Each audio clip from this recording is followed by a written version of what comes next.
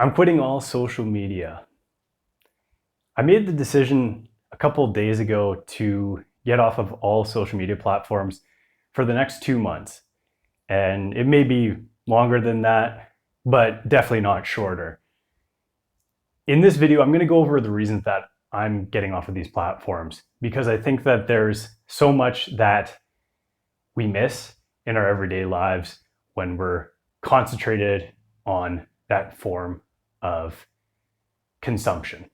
I noticed in myself that my focus is so much less than it used to be.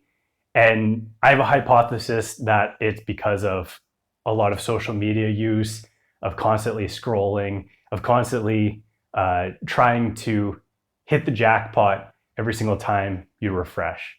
So my first reason that I'm quitting is because I want to be more creative. Creativity doesn't come from when you're consuming all the time. If you're consuming, by definition, you're not producing. So for me, I realized that I want to limit my consumption and maximize my output into the world because who knows how much time we have left here. I have a couple of important projects that I really want to get moving along off of the ground, and constant use of time-consuming applications, your Instagram, your Facebook. I don't do Snapchat anymore, but all of those take away from the ability to get out there and create. I've been pretty disenfranchised with the whole thing for a while now. And I'm not talking just over the last couple months. I'm talking about a few years now.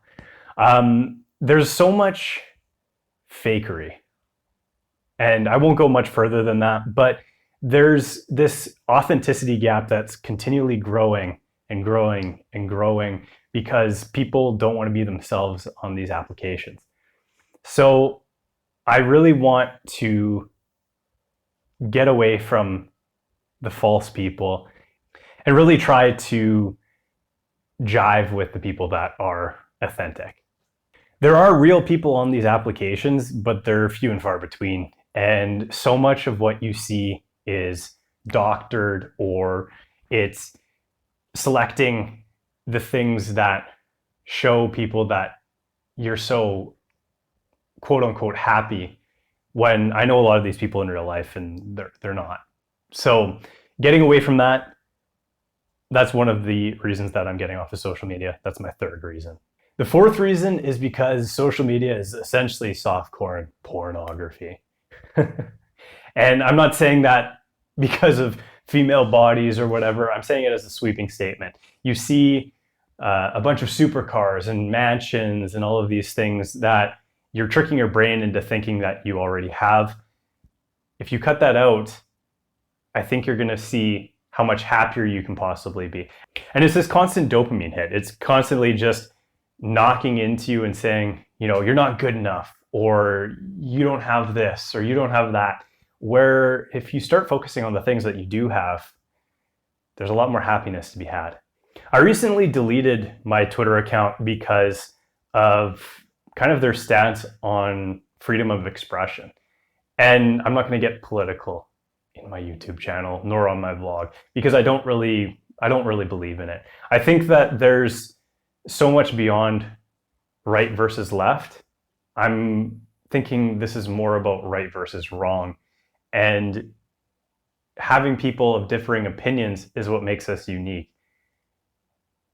I think that silencing those voices is wrong. So Twitter was kind of an echo chamber to begin with. The way that the application works, and that you follow this person and then you see retweets of another person because they're of similar viewpoints, you just get caught into a spiral. So that application in and of itself is kind of echo chambery, and I don't really want any part of it. Reason number 6, I've been using Facebook very, very infrequently as it is. I've had the Chrome extension kill all news feeds on for as long as I can remember. And essentially what that does is when you log into Facebook, you see no news feed. All you see is potential notifications and messages. Facebook was my de facto messaging platform for the last little while. And I am really pushing my email, phone number on people that I want to be in contact with, because that's really how you build genuine connection. The argument that you need it for business, I don't know. The return on investment hasn't been there for many, many years now. And they continually change how advertisements are being seen. So I don't know. Also, after this WhatsApp stuff that's come out in the recent months, well, very recently, over the last couple of weeks, I think that there's a bit of a sinking ship syndrome going on. Say that 3 times fast. Lastly, I want to see how this affects my mental health. I want to see how I feel in a week's time, 2 weeks' time, 2 months' time, because that's what the end goal of this break is. I want to see how I feel, and if I'm happier, if I'm concentrated on more of the right things, if I'm more productive. I think that all of these things can only be positive. I could be completely wrong. I could be completely lost without social media applications, but it's a long life. I'm willing to take 2 months off of it to see how it goes. Hopefully, a couple of these reasons have resonated with you and have led you to practice maybe your own social media fast, we'll call it, in where you take some time off of these applications, especially in the current environment of not really being able to do much else. I think people's phone times has exponentially shot up over the last couple of months, well, over the last year, and spending 5 hours, 6 hours, 7 hours in front of a screen can't be healthy. And I am of the forefront of that. I've spent way too much time in front of screens, and I really want to use them a lot less. I want to focus on what I'm grateful for. I want to focus on the good things. And by taking time off of these applications, we'll see what happens.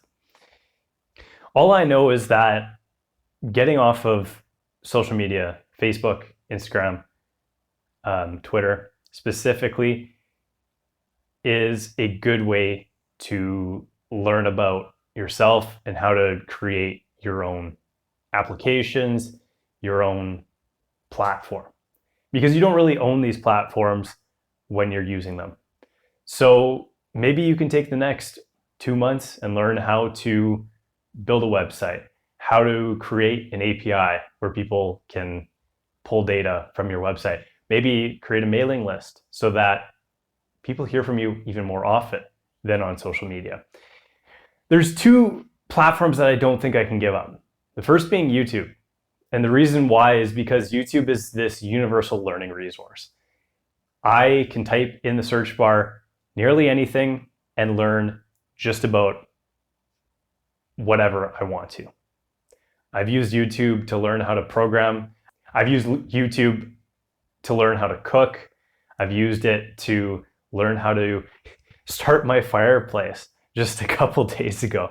I've used it for so many different things that I think that if you use it correctly and don't get lost in the constant algorithm, there's tremendous value that can be had there. The second platform that I use, and I don't think I can get away from, is Reddit. And people are probably yelling at me already, but Reddit, if you follow communities that are important to you, that resonate with you, there's tremendous value to be had there. And I believe that Reddit is second only to probably Stack Overflow when it comes to programming knowledge. In some cases, it's better than Stack Overflow. So YouTube and Reddit, I'm going to still be present on. I'm going to limit my time as much as possible on those applications, but I do see value in those. Whereas I don't really see value in the Twitters, the Facebooks, Instagram, Snapchat I haven't had in a long time. And don't get me started on TikTok. Till next time, thank you guys for watching this. And maybe you guys can take a fast from social media too. See how it affects you. See if you're a happier person at the end of it. Take care.